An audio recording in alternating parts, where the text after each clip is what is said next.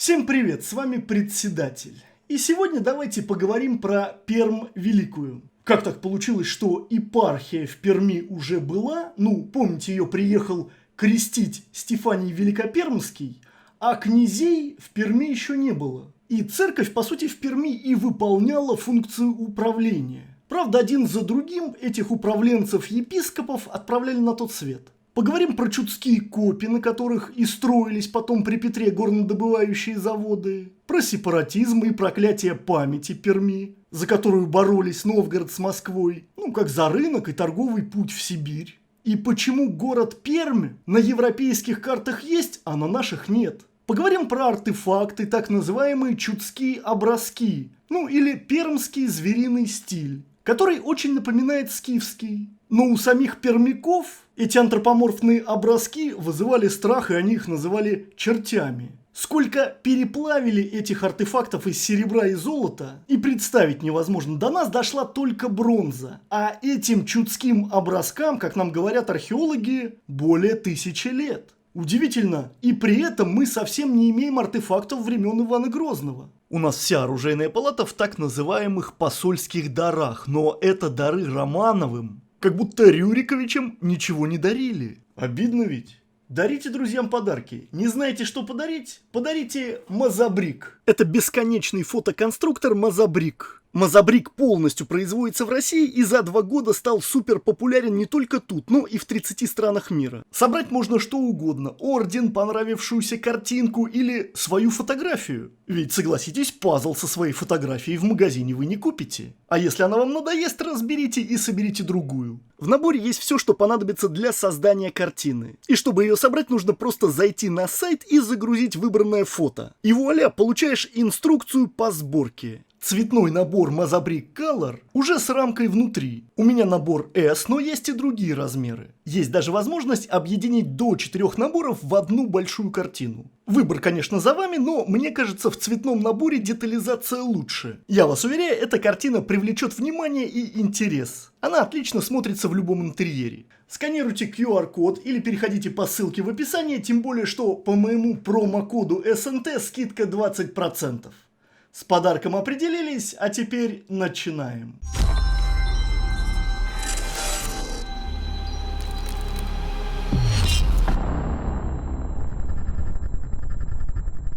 Нынешний город Пермь стоит на реке Каме. И буквально в прошлом ролике мы с вами говорили про Стефания Пермского или Великопермского.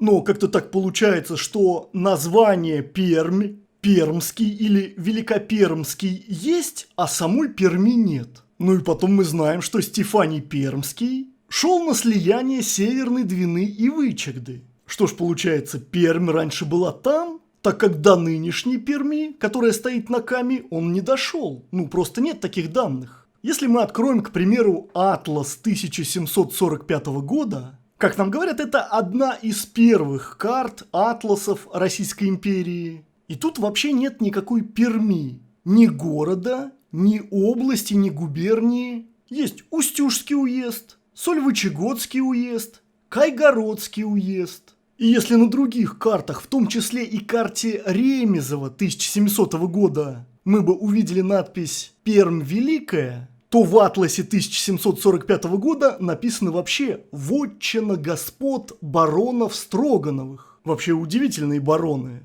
В своем роде единственные. Так вот, на карте Ремезова самого города Пермь тоже нет, но есть территория хотя бы, Пермь Великая. И на этой карте она захватывает бассейны реки Кама, Вычегда и Печора. Нынешняя Пермь, как мы видим, стоит чуть ниже по течению, чем слияние Камы и реки Чусовая. На карте Ремезова ничего подобного, схожего по названию с городом Пермь, нет. Вот Кама, вот Чусовая. В принципе, официальные историки нам и говорят, что Пермь была основана тут указом Екатерины II, Софии Августы Фредерики Анхальпцербской, на месте завода, который здесь, как нам говорят, запустил Татищев, тот самый историк. Так что наши карты с нашей официальной историей очень даже сходятся.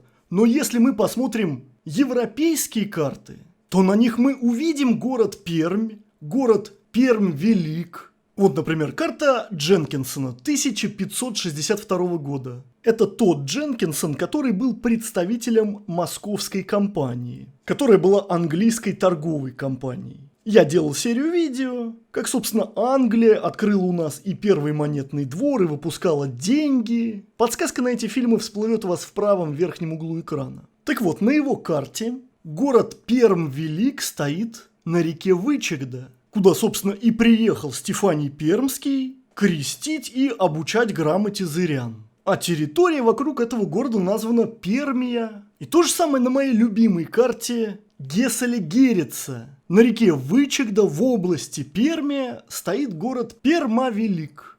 Так почему же в иностранных источниках этот город есть, а в наших этого города нет? Похожая ситуация у нас случилась с Рязанью. Как нам говорят наши историки, пришел Батый и Рязань стер с лица земли.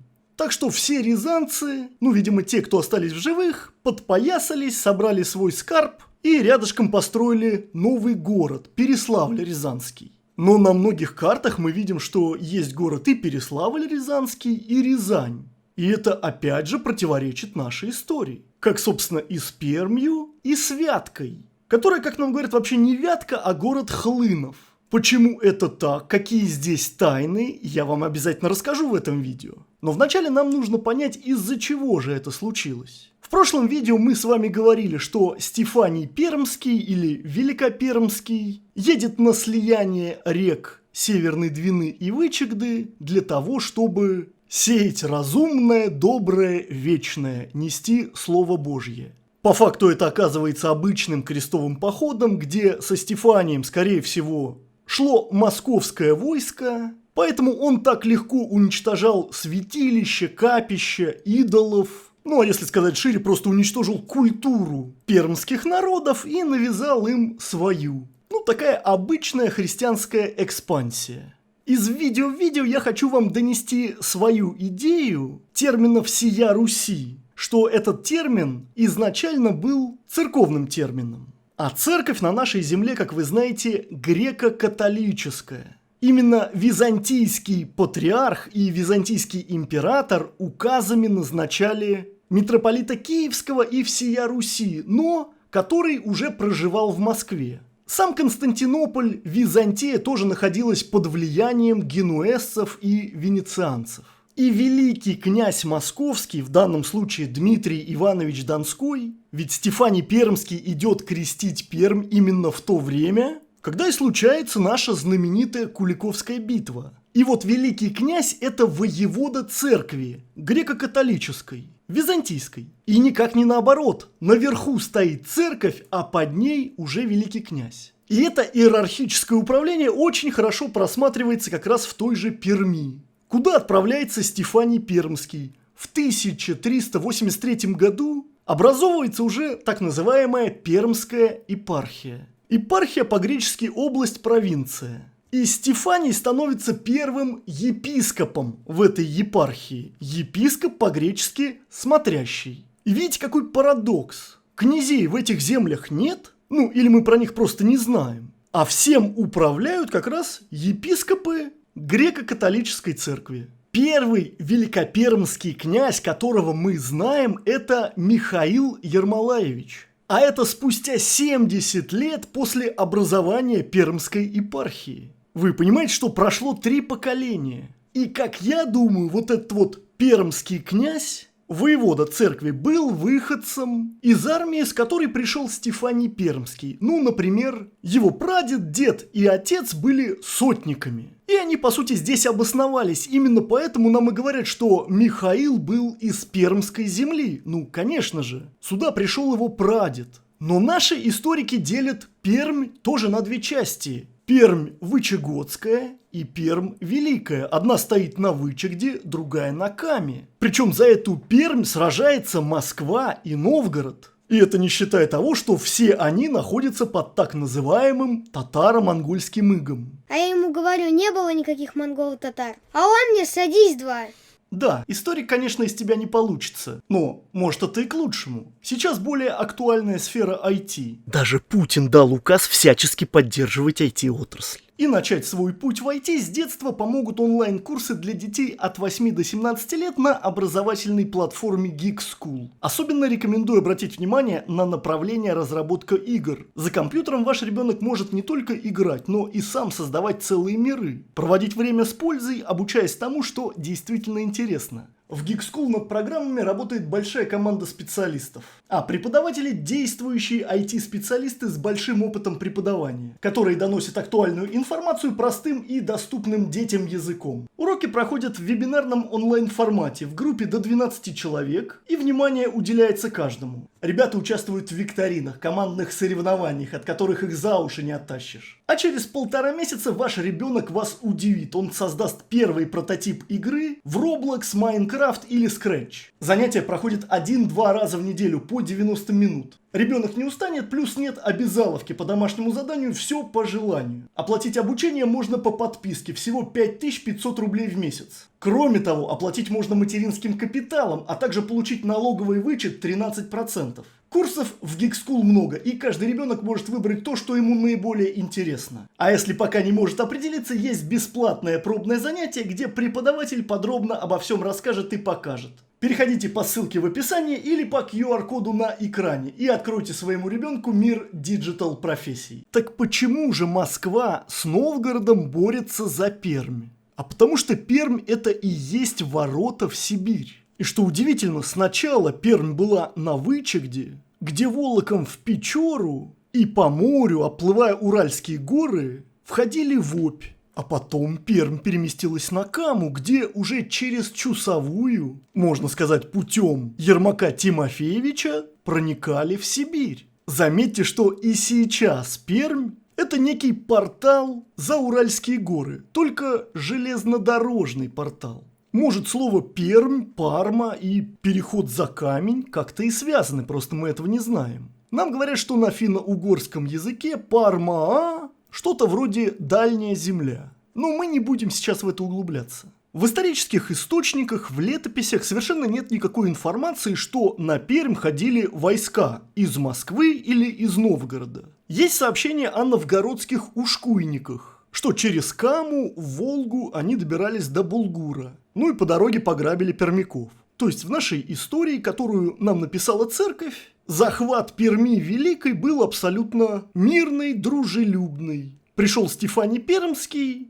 порубил местных идолов, уничтожил капища, поставил на их месте церкви, и все с большим удовольствием начали верить в Иисуса Христа. Но данные нам говорят об обратном. После Стефания Пермского, который умер в Москве, ну, во всяком случае, нам так говорят, на Пермскую епархию были поставлены еще 3 епископа. Соответственно, Исакий, Герасим и Петерим. И все они были убиты в Перми. Как вам такая мирная христианизация? Пока в Пермь не приезжает некто Иона. Ну, нам говорят, что он епископ, но удивительно, что в это же время в Москве Иона является митрополитом Киевским и всея Руси. И очень интересно, в Москве он пропадает, якобы умирает, и появляется в Перми. И вместе с ним в Перми появляется и князь. По официальной истории нам как раз и говорят, что митрополит Иона рукоположил епископа Пермского Иону.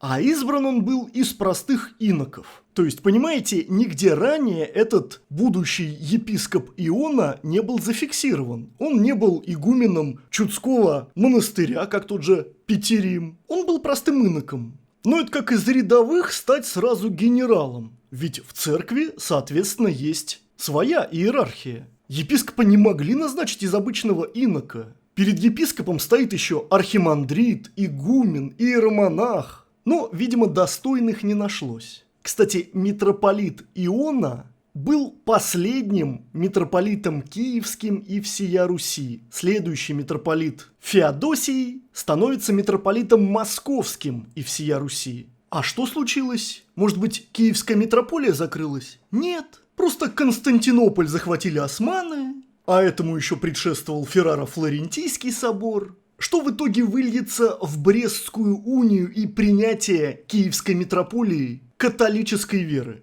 Но не будем забегать вперед. Великопермский князь и епископ со своей армией, видимо, в назидание за убийство предыдущих 3 епископов, проводят экстренную тотальную христианизацию Перми. Причем эта христианизация была проведена с таким усердием, что она фактически уничтожила местную культуру. Вы представляете, что до наших дней вообще не дошло никаких пермских легенд? Ни преданий, ни былин, ни сказаний. А те, которые есть и кажутся древними, все они основаны на Ветхом Завете, то есть уже были переделаны христианами. Вот как несли Слово Божье, уничтожая все на своем пути. Книги, обряды, обычаи, не говоря уже о капищах и святынях. Как идолов рубил князь Владимир, точно так же их рубил и жег Стефаний Пермский. И вы представляете, вот эти вот так называемые чудские образки или пермский звериный стиль, как его называют археологи,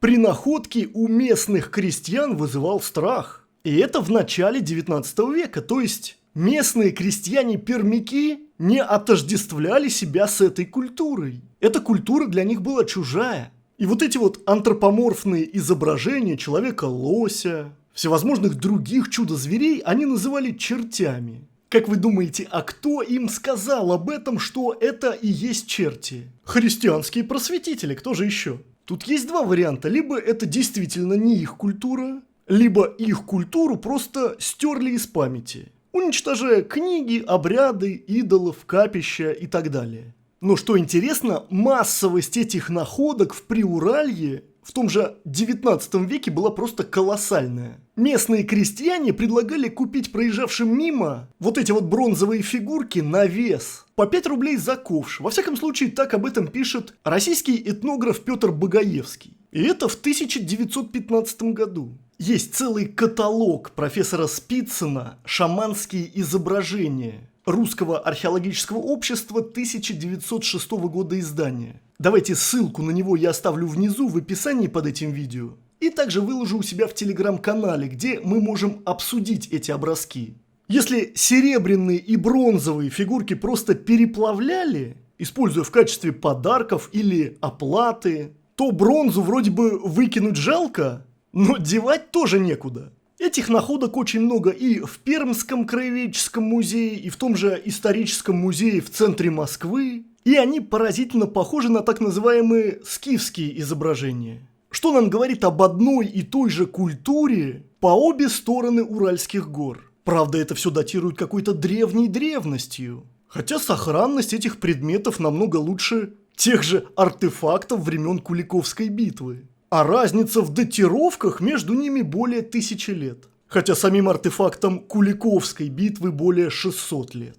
То есть деградация налицо. И качество металла было лучше, так как мы видим лучшую сохранность. И качество изделий ювелирное. Ну, пермские крестьяне даже в начале 19 века не обладали технологиями такого уровня. Ну, мы можем даже сравнить по нательным крестикам. А где вообще добывали металл? Где добывали серебро? У нас в летописях есть упоминание про серебро закамское. Но, правда, историки до конца не могут понять, это закамское, то есть расположено за рекой Камой, или закамское в смысле за камнем, то есть за Уральскими горами. Что это за серебро, конечно, наши историки разводят руками, так как собственных серебряных месторождений у нас, по сути, до Петра I не было. Поэтому мы и монеты из своего серебра чеканить не могли. О наших деньгах у меня тоже есть целый плейлист. Подсказка в правом верхнем углу экрана. Анекдотическая ситуация. Пермь есть, но города Пермь нет.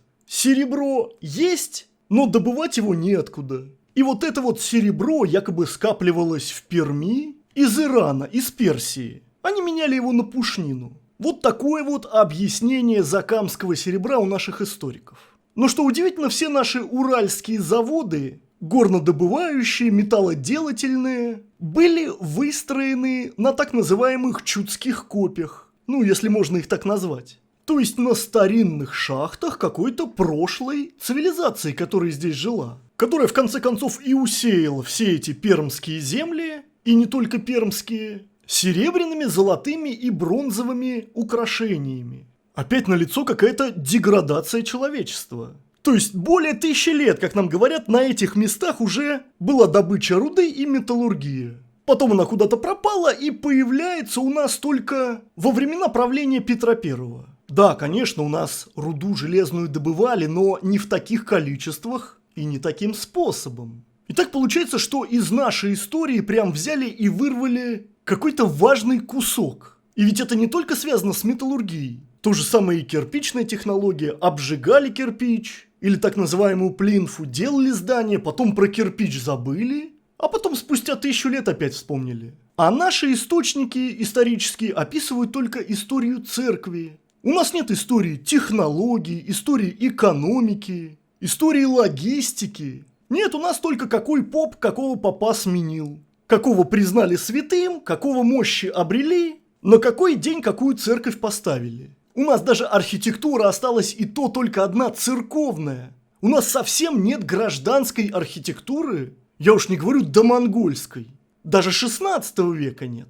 О Перми Великой очень много материала есть в живом журнале Владимира Пермякова. Он достаточно много собрал интересного, полезного материала. Ссылку на его живой журнал я оставлю внизу в описании под этим роликом. И он также задается вопросом, почему на европейских картах город Пермь, Пермь Великая есть, а на наших картах этого города нет. Так вот, что я могу сказать по этому поводу. У нас тоже Московское княжество или Владимирское княжество имели соответствующие столицы: Москва, Владимир и так далее. На западных картах это была Московия со столицей в Москве, Володимира со столицей во Владимире, Вологда – это тоже область со столицей в Вологде, Новоградия со столицей в Новгороде. И то же самое Рязания со столицей Рязань, Вятка со столицей Вятка, Пермь со столицей Пермь, даже Сибирь со столицей Сибирь. Об этом я тоже делал видео, что Ермак Тимофеевич не завоевывал всю огромную Сибирь, а завоевал всего лишь один город Сибирь или Искер. На европейских картах также есть город Рязань и Переславль-Рязанский, хотя по нашей истории говорят, что Рязань была уничтожена Батыем, и нынешняя Рязань стоит на месте